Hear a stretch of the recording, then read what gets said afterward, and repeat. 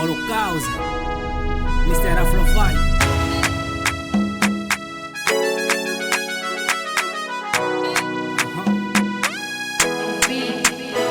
É mais um dia, muita coisa pra fazer. Hoje eu tô com Miniga e o Mangala de Maué. Mesa tá recheada, também tem mate rosé. Boa companhia, boa vibe. Tanta gaja boa que no quintal já nem cabe. Minha voz se farda e diz Mauro, você sabe que tens que parar com isso, já é muito tarde. Eu digo velha, fica calma, nos dá só mais uma hora, E lá se vai, 2, 3 da manhã. Ninguém quer bazar porque o ambiente tá com Mais um dia que Deus nos deu, vamos celebrar. Meu nigga Milson tá em casa, pode exagerar. É mais um dia.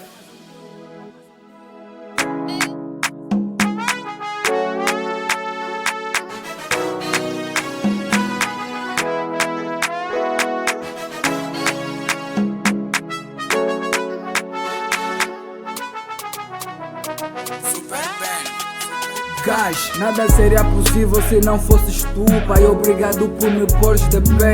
E eu sei que isso só foi possível porque o Senhor sabe que teu filho tem fé.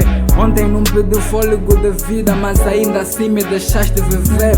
Hoje é o dia do meu aniversário, dinheiro é bocado, o que é que vou fazer? 7 horas da manhã na cabeça já tinha chapéu. De repente o meu fone toca.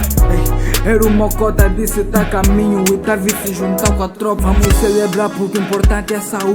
E esse critério eles querem que eu mude. Beijo na mãe, abraço no pai, cuide nos irmãos, meu dia tá bem good. Vida não é uma festa, mas o céu é azul, blue. Sozinho eu faço a minha festa, porque eu sei que até a Pitbull tanto pra estar numa ocasião como esta. Compromisso com a vida não é eterno. Celebro de partes corno de eterno. Celebrarei em todas as estações do ano, vocês me verão até no inverno. E eu ando sempre com a felicidade. Fica tipo que esse mambo é portátil. DJ no Maia, aumenta o volume, chuta aquele som da banda versátil. Nzambia mpungu kutulolo kanga sumuke.